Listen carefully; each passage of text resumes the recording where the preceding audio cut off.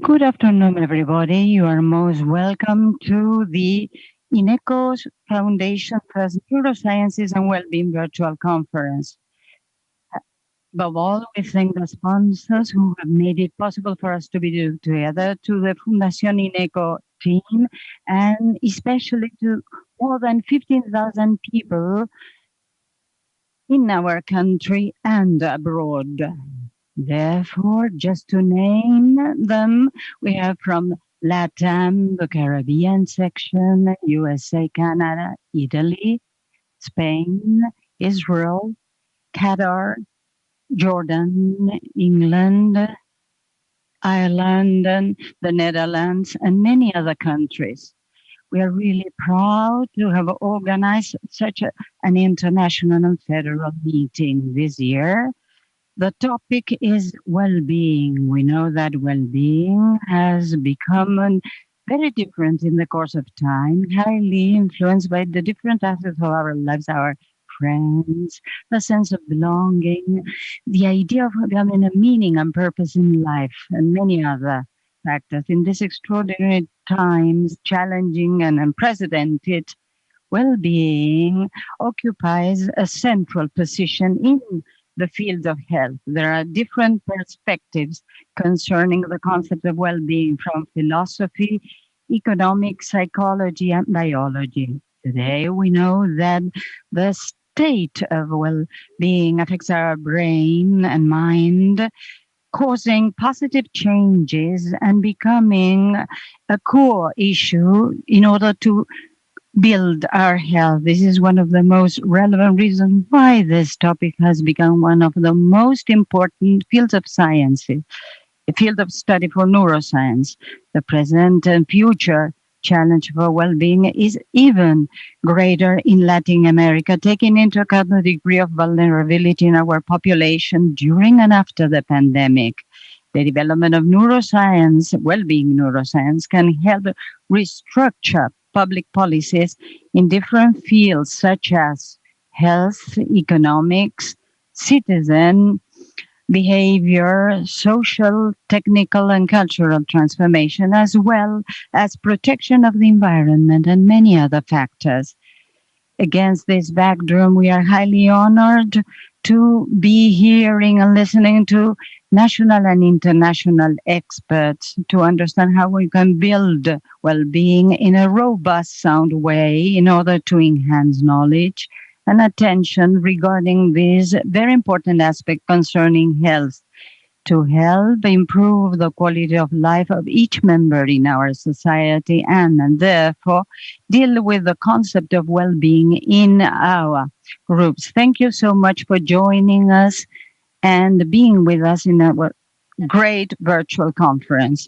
The first guest speaker will be Dr. Facundo Manes. He has a PhD degree from Neurology, University of Cambridge, a scientist, honorary president of Fundación INECO, and CONICET researcher. He founded the INECO Institute and also the Favaloro Institute for Neuroscience. He is a consultant for Cognition and Brain Science Unit, Cambridge University. He's the past president of the World Federation of Neurology Research Group in Cognition and Dementia. And now he chairs the INECO Foundation. He has published more than 260 papers in the most distinguished journals in his field of study. And in spite of his commitments and academic engagements, he is involved in clinical practice, teaching, giving training to clinicians and academics under his supervision. All these multiple experiences and responsibilities of Facundo are based on his firm persuasion that the wealth of a nation is measured by the value of capital wealth, education, science, technology, the key to social development. Facundo, with this introduction, we are going to give you the floor to start with the first presentation. Thank you so much, Teresa, for joining us today. For thousands of years, our civilization has wondered about the origin of thought, conscience, social interaction, creativity, perception, free will, and also we have been wondering about well-being and happiness. Up until some decades ago, all these questions were only addressed by philosophers, artists, religious leaders, and scientists who worked in an isolated fashion. Over the last years, neurosciences have emerged as a new tool in order to understand or try to help and contribute to the answer to these enigmas. That is to say, we have to bear in mind that science is reformulating already established concepts by means of new concepts that may be related to the former ones, but are not necessarily the same. Therefore, when we speak about well-being in the field of neuroscience, what we are doing is addressing a topic that we call well-being or happiness and put it directly in relation to other traditions and the thinking of our societies in this field. Before modern chemistry, we thought that basic elements were earth, fire, and these four elements is defining the periodic table by means of knowing that this is the most appropriate way to deal with this subject. Intelligence, memory, attention are also concepts that are directly related to well-being. It is not easy to define what well-being or happiness is. Both of them are complex constructs, especially to evaluate them scientifically. In our daily life, these concepts have multiple meanings. What science can do in this regard, based on theories and data, is replacing these data with other much more defined data in order to address them rigorously. Now, you want to address well-being scientifically, you should decompose it into different parts, not to minimize or reduce it, but to understand it much more clearly. Well-being is a broad concept, a vague concept. And of course, there are many doubts that we can address scientific, such as happiness or well-being, lead us to see that over the last decades, we have made great progress in this area that we're going to share with you in this presentation and conference. In the different approaches, one of them focused on related aspects such as pleasure and desire. And one of the most remarkable findings of neurosciences has been to determine the reward circuitry in our brains. Those reward systems are key to pleasure and desire. These are mechanisms connected with pleasure involving different brain regions that are interconnected by chemical messengers, neurotransmitters.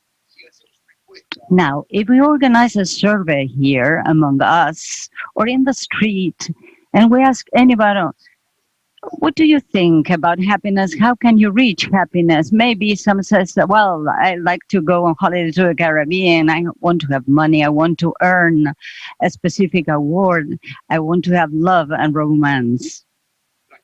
But we are scientists. And of course, we insist on the fact that we want to ask further questions. And then what will happen? How long will your well-being last after you have reached this goal? So what is well-being about? And let me share with you some data concerning well-being from the standpoint of neurosciences. Our brain is transforming all the time, and the most important aspect relating to this trait is the fact that we can exert influence positively concerning these changes. So we have to be aware of the fact that our daily decisions have a direct influence on our health projects and well-being. Therefore, the different circumstances and expectations of life, our genetic composition, influence our well-being. Scientific papers have compared dozens of thousands of studies concerning happiness and genetics. 30% is the share of genetics in this field. But not everything is defined and determined by genetics. We can modify our level of happiness, higher or lower levels. And this is the first key message I'd like to share with you. Our well-being largely depends on the way in which we build and construct it. Now, how can we achieve that well-being? Well, we can do a lot of things to achieve well-being. Accept negative emotions. That's one thing, to experience them, to embrace them. Those are part of our well-being. This means that we're connected with everything that is happening, admitting that life is complex, but this is a very highly productive way towards happiness and well-being. Another important aspect is to see how we express our feelings and how we think. We should be reducing negative thinking, and it is possible. It is important and possible. This is a cognitive reassessment of emotions. I mean, changing the meaning and of the attributional meaning triggered by stress. We have to change the way we feel and the way we think. And if we will change the way we think, we will change the way we feel. 3, to establish clear-cut goals and objectives, and to feel the flavor of daily life, of positive events, to work on self-acceptance. This has a positive impact on our health, physical exercise, working out. This enhances creative thinking. This is an antidepressant, a wonderful, good diet, a healthy diet. Sleep is health.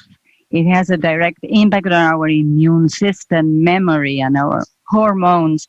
And keep an eye on our sleep habits between 6, 7, and 8 hours a day.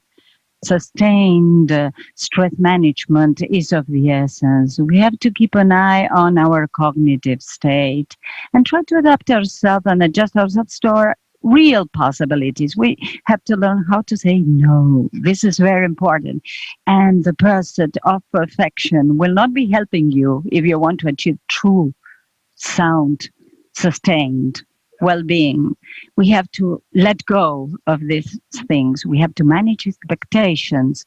And one of the most important aspects that are strongly related to more happiness is the idea of spirituality, the sense of the spiritual, the purpose, values, personal values, individual values, as well as social values. Resilient people are committed to that meaningful engagement and set of moral values that are firm.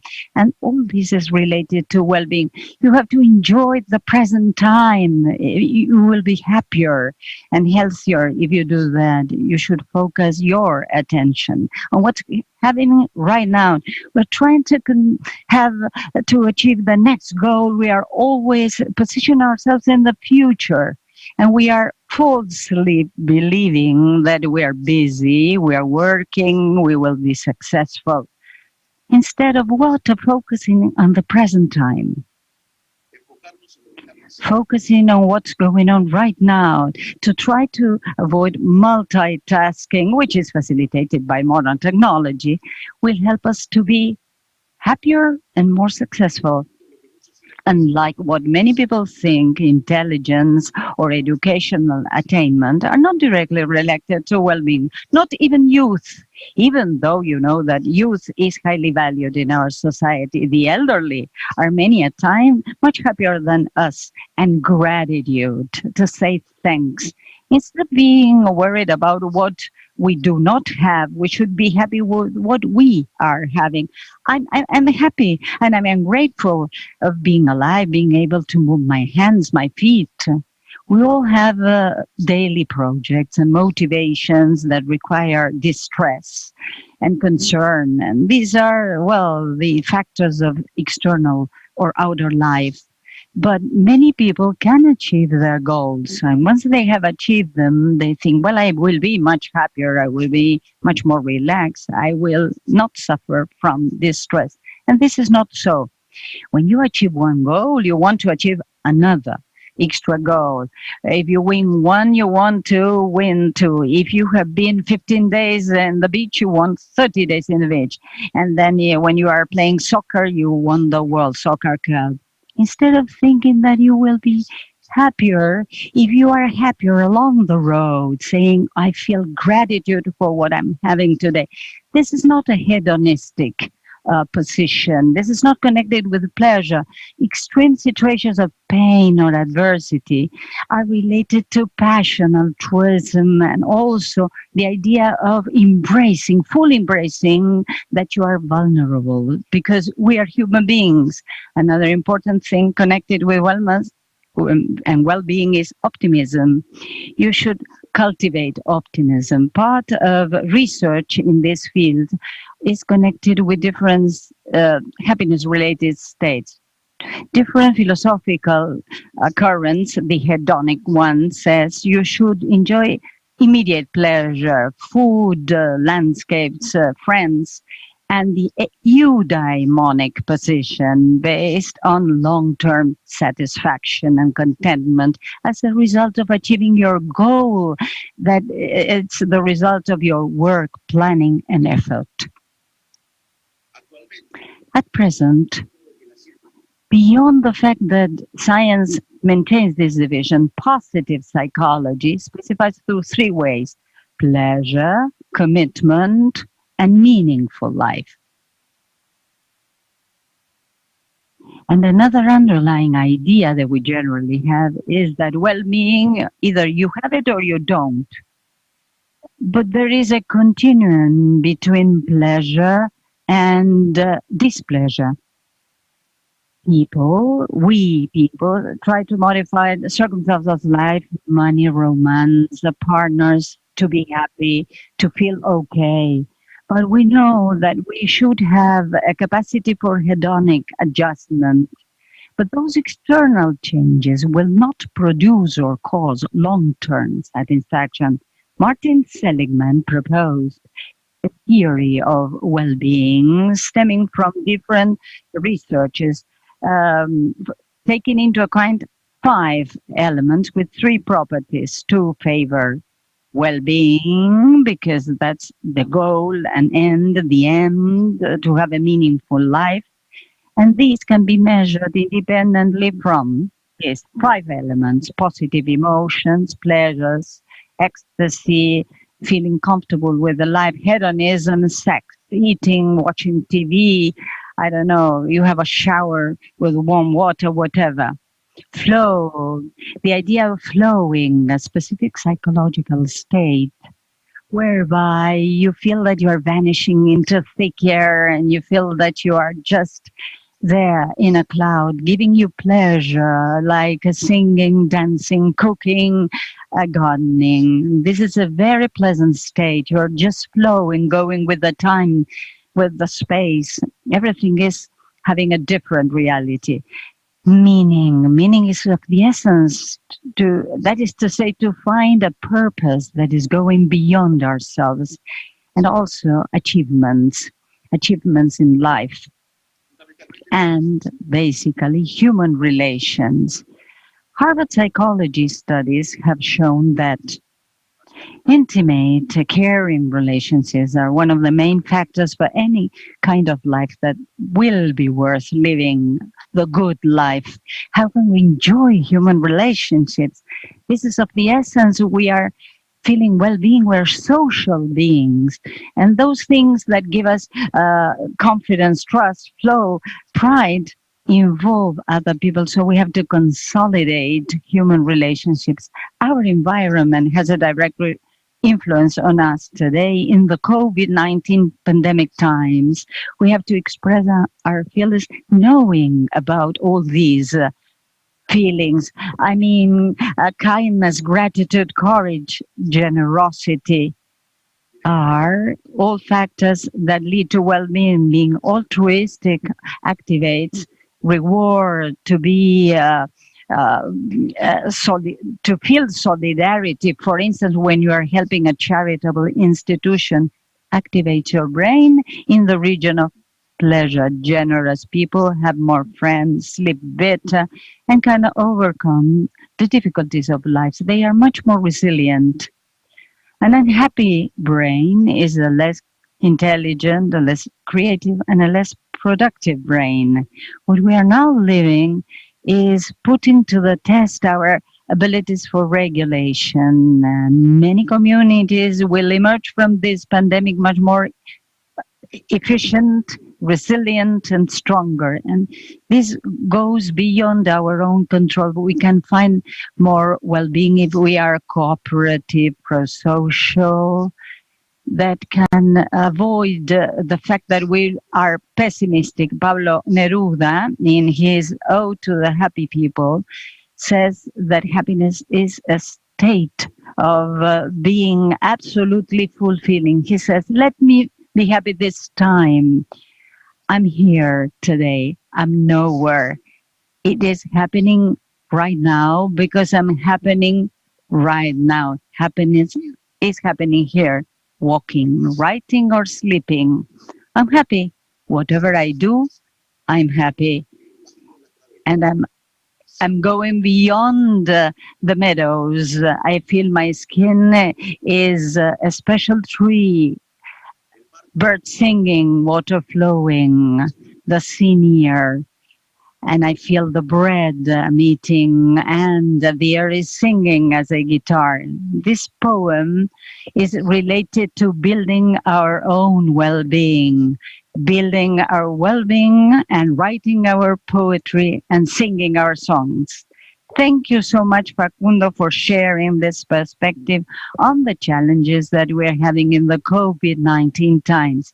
This is very important for us to be working along the lines to reach these goals. We have a question right now. Would you please tell us which are the factors that contribute to well-being of a society? Very good question, indeed. Concern for well-being and happiness has taken up several fields and disciplines, and it is a subject of debate in the field of economics, public policy. For instance, the World Economic Forum says that we need to generate a different economic model that meets the basic needs of all human beings on the planet, respecting natural resources and being more fair, whose main objective should not be growth in itself, but rather optimizing human well-being. In the year 72, the King of Bhutan proposed a term that would compete with GDP, and he talked about gross domestic happiness. It's a holistic approach that reproduces material, physical, and social needs of society, and happiness is perceived as a collective phenomenon, which is also sustainable from the environmental point of view, pursuing well-being for current generations and for future generations. And in addition, this should come from an equitable activity, since a fair and reasonable distribution should be achieved for society. This was taken by the Inter-American Development Bank. And another example might be the definition of the World Health Organization, saying that health is not the absence of disease, but the full mental, and social and physical well-being of the human beings. Many talk about measuring the well-being of population instead of just measuring economic production. And this can also be seen at the level of policies in different countries. For instance, the UK has a national statistics office called Measuring National Well-being. Likewise, several international organizations are developing strategies to measure population well-being, and we are going to discuss it today in this conference. The UN is trying to reduce poverty, inequality, and protect our planet. These are three essential elements to guarantee well-being and happiness for humankind. The results of the World Happiness Report by the UN indicate that the first 10 and the last 10 countries in happiness ranking, there are 4 points, and 75% of this gap is explained by 6 variables: having somebody with whom to share, generosity, the feeling of freedom, the lack of corruption in a society has an impact on well-being, per capita GDP, inequality, and a healthy life expectancy. Half of the difference is explained by the first 4 variables that I just mentioned. So we need to see that even in rich countries, in wealthy countries, the difference does not come from a different income, but rather personal well-being and relationships. So when we talk about the well-being of a society, we need to know that unemployment, corruption, and inequality not only affect general well-being, but also individual well-being, even for those who do not have to think about these things. Thank you very much, Facundo. Thanks again. Now I'd like you to introduce the next speaker today, the next presentation today. It is for me a great pleasure to introduce Renato Oliveira Souza. He is going to talk about the fact that there is no well-being without mental health. He represents PAHO, and we are very thankful. He is the head of the mental health unit for PAHO. He had his degree from the Catholic University of Sao Paulo in 1995. He became a physician and then a specialist in psychiatry in Sao Paulo in 1999. In 2000, he had a postgraduate in forensic psychiatry of the King's College in London. He has a master's degree in epidemiology and tropical medicine in London. And he has worked in Doctors Without Borders, where he had several mental health positions, and he was the leader of the International Mental Health Working Group. Then he joined the International Red Cross Committee as a psychiatrist, and since February 2018, he has been a mental health expert for the Red Cross in the Beirut delegation. Thank you, Renato, for being with us. Thank you. Thank you all for the invitation. It is a true pleasure to be here with you. I hope that you will have a good day and that we will profit from the knowledge of all of the other speakers. Well, there is no well-being without mental health. Today we are going to talk about the interrelation between the COVID pandemic, mental health, and psychosocial support. We are in a very complex situation because we have a context of transmission of a new disease. In many countries, in most of the countries, we have to comply with social distancing, with quarantine and isolation, confinement.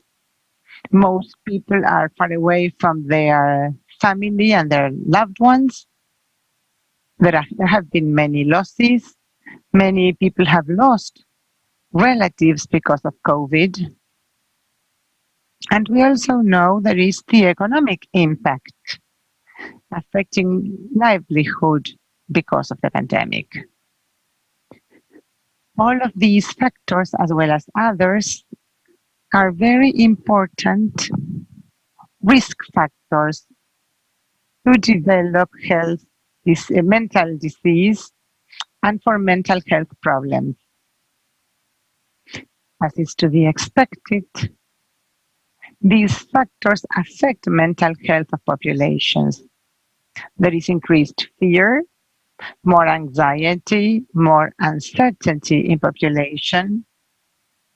And there is another direct consequence, which is social stigma and exclusion. We know that in some countries, some health professionals have been stigmatized, and this results in a very bad consequence on their mental health. And so far, there aren't many studies, but we know that it is likely that we will have increased incidence of mental disorders. This is a hypothesis for now. There are some smaller studies that can confirm this, and we have to be prepared to face this scenario. At the same time, these factors that we have just mentioned imply new challenges related to an overload of information, rumors, and fake news, which we expected communication to help people prepare to face the disease, but in fact, it has become a negative factor on some occasions. In the region, we are developing and scaling community services. The implementation of mental health services very close to the community is of the essence. With the pandemic, this becomes more difficult because it is more difficult to be close to people, next to people. Mental health, remote mental health is necessary. We need to create new ways to support people with mental disorders and also promote mental health with the support of technologies available to us today. And we always need to think about reconstruction. How are we going to rebuild, to reconstruct what is being destroyed, how we are going to reconstruct mental health services, and how we are going to rebuild well-being in populations. As I was saying before, there are some studies in our region that provide an impression of the consequences of the pandemic on the population mental health in general.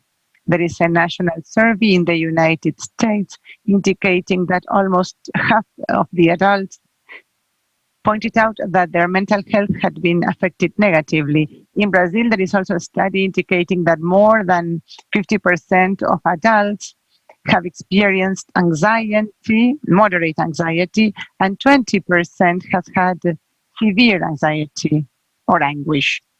And a study in Mexico shows similar percentages. 50% of people surveyed reported moderate to severe psychological anguish. These are health indicators. And then health workers are very vulnerable in the pandemics because they are faced with a disease, they are faced with death and with risk. And a survey has helped us understand that there is a negative consequence on the mental health of health professionals. And some studies conducted in the region, in some countries, indicate that in some months we might have a more precise idea of mental health consequences on health professionals. From PAHO, we have conducted a regional study with over 12,000 adults. This was an internet survey, and we observed that 75% of respondents declared that they are drinking in 2019, and 63% of them continue to drink alcohol. It's a lower figure, but we are comparing data from 4 or 5 months to the entire year in the case of the data from 2019. So it is also a data of concern. Another important element is that there is no change in the proportion of people who describe episodic alcohol abuse or heavy episodic drinking. This is very important for health, and it is a major concern because many people continue to make this heavy episodic drinking, and they are at home, so there is the risk of interrelation with high levels of consumption of alcohol and domestic violence, which is another important risk factor for mental health. We tried to create a framework of what would be most important in terms of mental health for population, and in fact we know that mental health has to be integrated by all aspects when responding to the pandemic. This has to be part of communications provided to population, the strengthening of general health systems that should have a strong mental health component, epidemic intelligence to better understand the relationship between the pandemic and population's mental health, which are the most damaging factors for mental health. Monitoring has to be integrated in the mental health component, and of course, public health measures used to provide a response to the pandemic should also include mental health. For instance, all of the mechanisms to use technology to provide general health care, and they can also be used for mental health care. And another important pillar is that, and something that we are also working with, is that people who work with us, health workers, workers involved in responding to the pandemic, are a very important population, and we need to protect their mental health. We need to create possibilities to promote and prevent mental health problems and recognize them as soon as possible, as early as possible in case of mental disorder. It is fundamental for a response to mental health consequences of the pandemic to be divided into several levels. It's not necessary or important just to consider treatment components, specialized treatment components. It is also important to have general doctors, clinicians prepared to provide this treatment, and the community also needs to have the ability to promote education in mental health and self-care. And especially since we have confinement or physical distancing, there should be no social distancing. Population should be able to recognize mental health problems, promote mental health, and help people in their communities. These are some examples that I'm not going to read as to how to work in the various levels of response from the public health point of view. In terms of priorities, after 5 or 6 months, we have been working with intervention packages where we try to prioritize which are the most important mental health problems or points that countries should focus on. We have created materials and key communication messages where we stimulate and we indicate the importance of mental health promotion. We work with countries to help them develop the mental health component, to provide remote help, to promote mental health and accompany and follow people who have severe mental disorder. Here I'd like to show some of the materials that PAHO and the WHO have developed. We have a website where all of the material is available and it's free of charge for countries and organizations to use these materials in the various activities that I have just described. It's important to point out that these materials for psychological first aid are there for professionals who are not specialists and population at large to know how to support somebody else, how to help somebody who is under emotional stress. And there are other materials that you can access in our website. We also produce communication materials. As Facundo has just mentioned, there are key messages as to what to do. I am at home, I'm isolated, I have no physical contact with other people, with my loved ones. What can I do to maintain my mental health? Well, these materials are also available on our website. for us to understand and practice how to maintain and protect our mental health with these very simple tools, which are intended to help the population at large. We have started several virtual training programs as well. This is our new reality now. And to our surprise, we have had a high level of participation. There are many people who are interested in this topic. For instance, we performed training in Peru with more than 5,000 people who have received training in psychological first aid. I want to highlight some pieces of data that we have here. We conducted a survey with the WHO, and we know that 93% of countries in the region prioritize mental health in their social policies and in the response to the pandemic, but unfortunately, 50% only have funding for this response, mental health response. So prioritizing this is not accompanied by funding.